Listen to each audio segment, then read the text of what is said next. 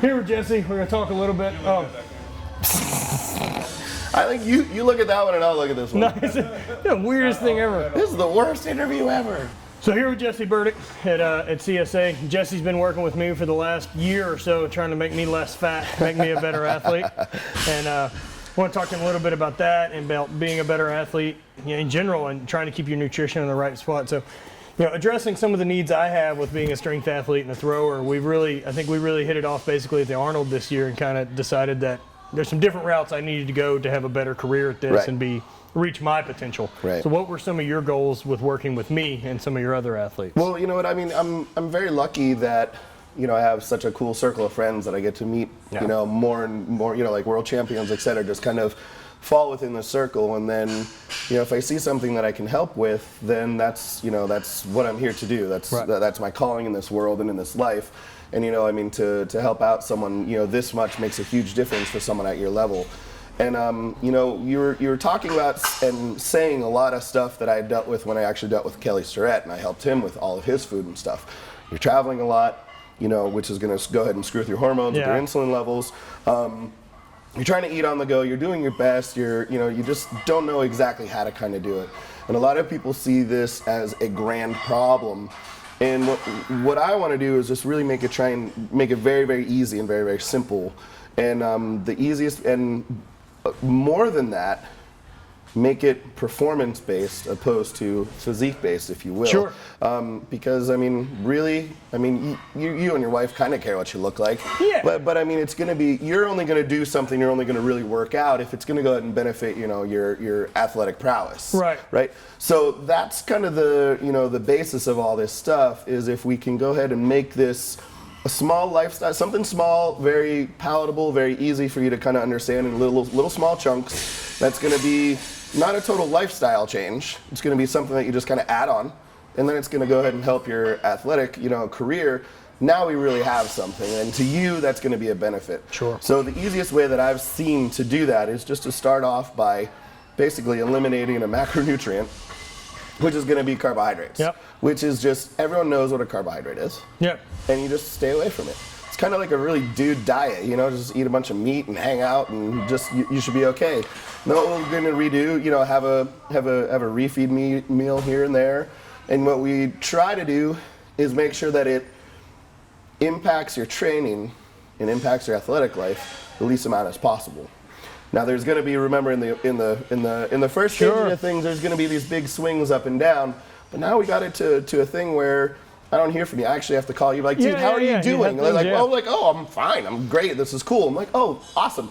Now it's a lifestyle change, and we've added enough, and just dropping things in, making sure it works, and you're performing really well, and also having a grand scheme of what a real year looks like for you. Right. In the off season, we can go ahead and not really care about your performance so much. You're just going to go ahead and train and get better. We can cut a little bit of fat off of you, and then once we get into season, you need to be bigger in order to throw the way that you do, and not only need to throw further, but also recover from those throws and have your joints be good and stable. Competing 20 times a year is tough. It's brutal. Especially with all the travel. I have never competed and slept in my house the night before. Right. So I'm always on a flight somewhere, and I'm a 9-hour time difference right now than where I competed last Sunday. Right. And so there's only so much you can do, and you've got to, nothing's a foolproof plan, and the way I look at it is you've just got to stack the cards in your favor to be at the best that you can be. Absolutely. And that's what, hopefully, like, that's a great analogy, and hopefully all I was able to do is just give you a couple of cards. Sure, and just help you think think about things in a few different ways that really are usable and doable for you, that therefore you can really kind of direct towards your athletic life, which is a plan. I could give you a giant spreadsheet with all this shit on it, but what good is that going to do for a lot of people? Some people need that. Yeah. But for a lot of stuff, you're like, well, I'm doing a lot. I am a world champion. I'm doing okay. It's like, but you could be better. And it's not only just that you win a world champion or a world championship or anything like that, and you're happy with the success you've had. I'd like to still be able to do this in 8 years. I'm 31. Yeah. So, at 31 years old, I've got a number of years I can do this. I mean, shoot, at the World Championship last week, there are 2 guys that are 40 Right. competing, and there'll be a guy this weekend competing with us at 40. And I want to be able to throw and compete at the level I'm at until it's no longer fun. Right. Not because my body stops. Sure. And that's the way it should be, really. If you're not having fun, then what's the point? What are you doing this for? Right. Exactly. And that's anything. I mean, I want to get out and see and do and meet and learn from as many people in person as I can. And that's what this whole thing's about that I'm trying to do. And like you said, I've been lucky enough to meet some really great people. It's great, isn't it? And so you working with different athletes, in this gym here that you're part of, I mean, you've got a high-end CrossFit gym, you've got top-end powerlifting, and you've got a really high-end fight. Yeah. And being able to see you guys all work together and learn from each other. I mean, I've seen videos of your CrossFitters doing bag work and some different stuff like that, not to mention them in here learning how to squat properly. Yes. So what do you feel like you're getting to, there's some rules that are going to apply to all athletes. Right, always. And so what are your goals trying to work with, say, a fighter who, their total is not important. No. And so what's your goals with working with someone like that, or a CrossFitter who, they're going to do some max strength, but they've got to have the capacity to. Yeah. Well, one of the rules that I kind of live by, and it's just, as a strength and conditioning coach, is, strength is never a weakness. So now that doesn't mean that they need to, squat out of the monolift in briefs and, against bands, etc. But there is elements of their game that need to be brought up, strength-wise. So, when I'm dealing with some of the fighters, a lot of times, I'm dealing with someone who's kind of in your situation who is fighting, if they're the elite of the elite, they're fighting 8 times a year, right? Wow. You know what I mean? So they have these very small spurts of being able to come in here in their training camp. And all I'm able to do, I realize that I can only use probably 10% of my capabilities as a coach for these people. So my job is to make sure that they don't get hurt while they're here and are able to perform when they're in the ring. Right. So someone like Kevin who's coming off of a knee surgery, that's very easy. You just get him comfortable enough and confident enough in his knee so he can go out there and kick people in the face. So for him in general, like I was kind of talking about his rotational strength is so ridiculous from his hips. But he's got horrible kind of posture here. And his actual rotation through his abdomen isn't as great. So a lot of everything that I've been trying to do is get him to stand up, open up into good positions and move from there. So like you said, one of the rules that's going to go across every sport is putting people in good position in positions, realizing those positions and moving from those positions. So what you got to do is you got to be like, okay, look at them move, and like your hips are just terrible. So we need to even just open those up before we can go ahead and start to work on those to move, accelerate, whatever it is. Start at the ground and build up the chain. And you just gotta have that philosophy whenever you're dealing with whoever you're dealing with. It's like, okay, you're good. Wow, that's terrible. Good. That's awful. Okay, I have 2 things for you, and this is what we're gonna do. So again, not trying to overwhelm anybody with anything, but making small adjustments in people's games and in the way that they train that'll positively influence them without them even knowing. So at the fighters, it's going to be a lot of just all the deceleration that they're going to be doing because it's big time just throw, turning their hips over, etc. So getting their lower back very strong, getting their lats opened up and have them be able to move that way, and just working on being strong in general is very, very good for them. Strong and explosive. So back here, that's really easy to do. When I get CrossFitters in, it's going to depend on, again, what their needs are. But a lot of them are going to need to be stronger in general. So, and then we're just going to kind of start off with just very, very general big 3 lifts, just squat, some sort of a press, and some sort of deadlift. If we can get them in good, strong positions and have them move from there, if they're able to add weight, great. Yeah. I noticed a lot with some of the CrossFitters I've worked with is a big step is being able to teach them really how to maximize those lifts, but doing them properly and safely. Right. I think there's a lot of coaches out there who are really doing the right stuff, but man, I am super proud of the years that I spent in powerlifting because I learned how to get my back tight and learned how to, your big 3 lifts should be uncomfortable. Well, basically the entire time you're under the bar. Yes. If you're tight enough and you're protecting everything. Right. And I think that's key for a lot of athletes to really build that strength. And I mean, just what you mentioned, tightness is a very esoteric thing. Get tight. Like, well, what do you mean? So you have to, in order to be tight, you have to be strong. You actually have to know how to contract that muscle. So that's another thing. You have to be able to put them in positions of like, okay, do you feel what's going on here? Yes. Okay, that is tightness. Find that in everything that you do and everything that you move. Like, oh, okay. I think the big, kind of what you're talking about, one of the bigger complaints of CrossFit athletes, CrossFit coaches, CrossFit gyms, is a lot of times form gets kind of weird and ugly. And I mean, for you and I, you can relate to this very well, where in the gym, we're trying to be as perfect as we can. And then if you go out on the field or you go out on the platform, competition's a different ballgame. You just throw it up in the air and you're like, whatever. I hate that. I hate that technique Nazi that comes in. Like, man, when it's competition time and it's time to be a gamer, that's when you throw it on the line. Right. So, but in a CrossFit gym, when there's so much competition and a lot of these people, that is their competition. Right. That is their platform. So I think it's the gym's responsibility, and I think it's that coach's responsibility to say, okay, check it out. This isn't the end-all be-all here. This is to get you better so you can go and do this weekend throwdown, etc. Well, now with that said, I think that's something very, very important that a lot of gyms don't address, is there's a vast difference in the way a CrossFit participant and a CrossFit athlete should train. Absolutely. And by that, I mean someone who comes to the gym who either wants to lose weight or look better naked. Sure. Or someone who wants to go out and compete and mix it up. Agreed. Those are very, very different demands. It is, and I think it ultimately comes down to, usually the sessions are going to be in a classroom type of setting where there's going to be a lot of people. Everything is scalable, but what you have to do is you have to make sure you pull people back that shouldn't be trying to run forward too much. Like, that's cool that you want to do this RX and squat 400. Right. But you can't squat 200. Right. So this is probably not a good idea. Yeah. And you have to do this 40 times.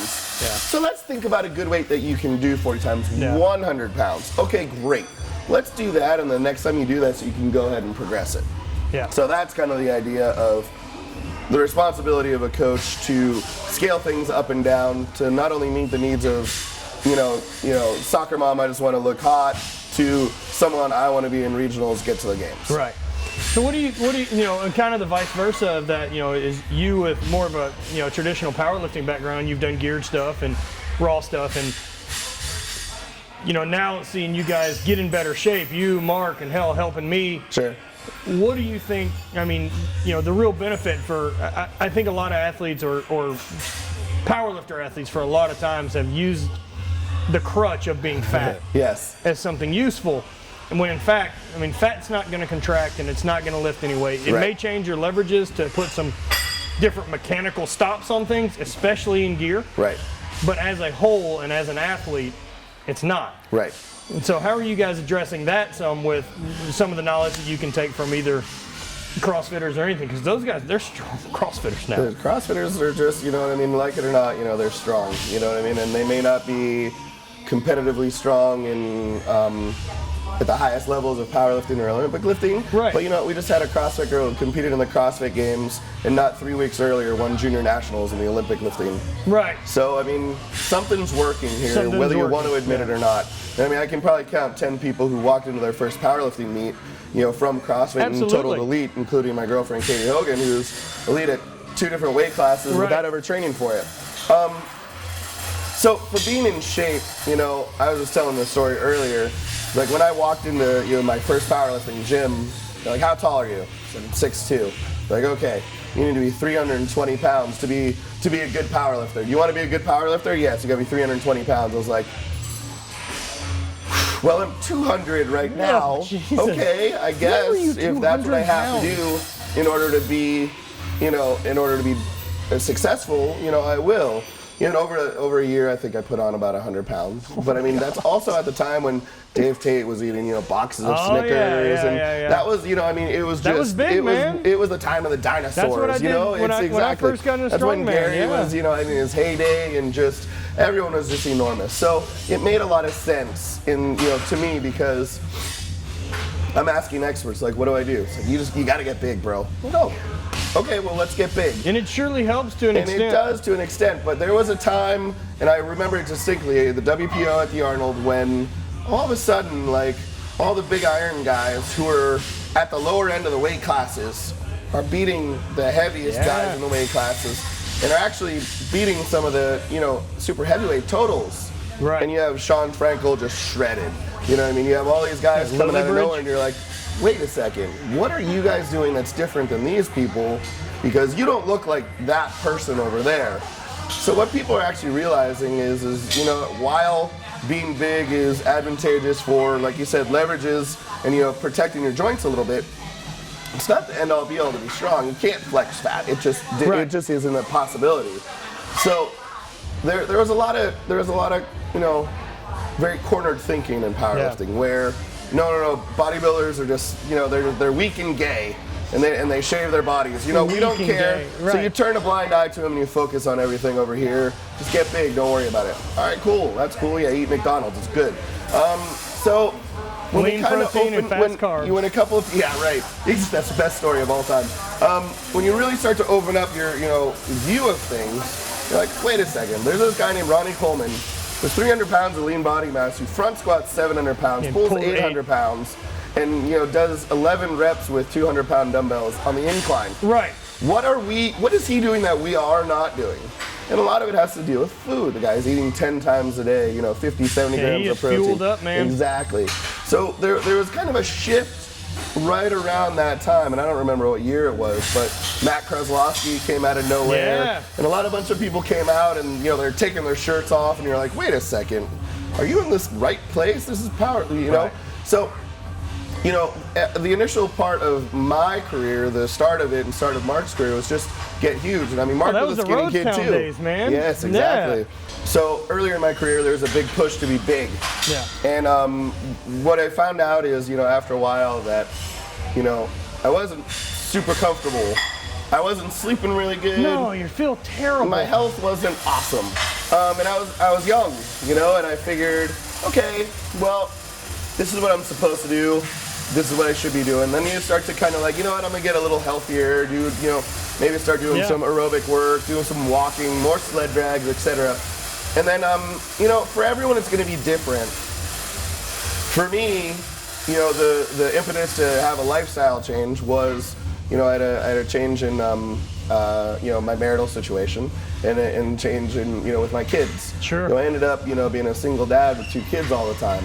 And, you know, I just couldn't keep that up anymore. I couldn't keep up the lifting, I couldn't keep up the eating, I could never recover, et cetera, et cetera. Yeah.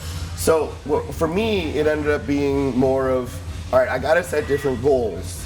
So that's when I started to lose weight and started to go ahead and attack some of the lower weight classes. Yeah. And it started to turn into something where I didn't even really know what it was, where someone was like, hey, you know, if you do one more, you'd have 5 elite classes and you know, in different weight classes. I was like, is that good? I don't know how many people have done that. They're like 30.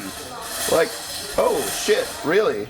Wow. Like, okay, that's a really you know small what? number. Cool. And then, you know, it's one of those things where you start to, I just kind of fell backwards into that whole thing. Oh. And you know, I talk to Mark about it sometimes because we did this whole thing, we lived a life and we're still living it somewhat, but all of our new lifters are like, all right, I want to cut 20 pounds. Like, no, you don't want to cut 20 pounds. No, it's a different thing. It's a different thing to do things to improve your body, to improve how you're feeling, or because you have different goals.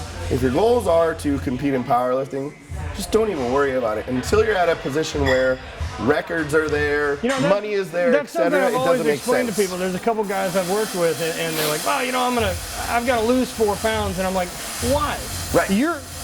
Your only goal, like, until you're chasing like a big time record, and you're gonna maybe drop it, you know, lose a weight class, and those guys are already an elite level. Right. But if you're just in it, lift more weight than you did last time. Absolutely. That should be your goal. And if you're up, I mean, look, don't put on 40 pounds and to lift more weight than you did last time. But if you're in a relative same shape, you know, 4 or 5 pounds different, then go with what you got. Absolutely. And why throw that extra stress in there and freak out? And you know what, a lot of times I think people want to do it backwards, where they want to stay really lean and then they want to go back up. The easiest way to do it is to go up and then come back down. Yeah, and your strength will find itself once you get smaller. It'll get there, and then you'll know how to move. going from weight class to weight class and even making a weight cut is very hard because your leverages change dramatically even if you make a 10-pound weight cut. Right. All of a sudden your belt fits weird. Yeah. You're hard to find tightness, etc. So, it's something that you either have to realize, accept, and train that way, meaning you have to do a weight cut and try out all your lifts and make sure stuff fits, belt's good, and you know where you're going. So you know what's coming so it doesn't surprise you when it hits you. Or just not deal with it until it's time in your career that you have goals. I want to set this at this, this at this. Okay, cool, let's go for it. The big changes, like you said, with dealing with dropping weight, man, I went through that this season. After I lost the 25 pounds, it really wasn't a big strength loss for me. I was able to maintain that really well. The difference became that, especially with throwing, if I'm spinning and I'm counterbalancing and I'm creating leverage, 25 pounds, if I'm throwing a 56-pound object, that's a big percentage. That's a change up. And so I've got to lean further. My timing gets really different. I can get further back. Leverages change. And so I had a point in the season where I was frustrated. I remember that. You sent me about a text message about this long. And the decision was, I've either got to be okay with being healthier and not throwing as far, or get to work. Right. And the answer to get to work was, and at that time I was really enjoying my time in the gym and doing some cardio and losing the weight and feeling great. But at that time it was, I've got to get back to work. And what fixes my throwing is me going to spend 4 days a week throwing. Right. Get out of the gym and go throw more. Do my sport. It's now time to get that sport-specific strength and get it back dialed in. Absolutely. And I think that's something that, while kind of in it, it's somewhat hard to really understand. But if you take a look, that's your transition from off-season to in-season. That's exactly what it was. You can go ahead and take your off-season, and you really just got to I don't even care. I'm going to go throw it every once in a while just to feel it. And then as you start to transition in, obviously you got to do more of what your sport is, or you're not going to be really good at your sport. Yeah. So I remember that transition. It was like, dude, don't worry about it. Just let's start to throw. You'll get comfortable with it, and we'll ramp you back up, and everything will be cool. And but that's a really hard pill to swallow. But it's one that it's a good lesson for you to learn and for people to hear over and over again, because they will be in the same spot in their athletic career one time or the other, because you can't be on all the time. No. It's very, very hard in order to do that. So you got to have some sort of an off season, even if it is a training camp for some of these fighters where it is 6 weeks. You take 4 weeks, you just chill and you move. Maybe you do some of these and some of those, but you don't really worry about it until you start to get closer and closer and closer and closer. For each person, it's going to be different, but you have to have goals in the off season. You have to meet them. And then you have to be able to ramp back up to hit your goals in the end season. Yeah. Man, I super appreciate all of it. I think, being able to work with you, one of the things I remember listening to was, it's hard for me to try to recommend someone listen to what I have to say, and then at the same time, I don't have someone I'm leaning on for a little bit of coach advice for being an athlete. And I super appreciate all the help this year. Where can people find you at to get a hold of your stuff? Yeah, you can find me on powerwad.com, and I'm on social media at powerwad or at Jessie Burdick. And I'm pretty active, and anyone who can kind of find me there. It's been a pleasure working for you. It's a lot of fun. It's been a cool ride, because each person that you kind of get to deal with is going to go ahead and out and touch a bunch of other people. Right. So that's the goal. The one who touches the most people, but by the time that they die, wins. And if you getting to reach and getting to talk and to work with someone like you is great, because your reach is much bigger than a lot of people. So it's a lot of fun, and it helps me understand human movement and just how people adapt to things differently, because you're a completely different human being than a lot of the other people that I deal with. Right. So some of the stuff that I try and use didn't work, and I was just like, that's interesting. Well, I guess we could try this. It might work, and then all of a sudden it works. We take a step, kind of out of the box than something that I would normally do, and that really works for you.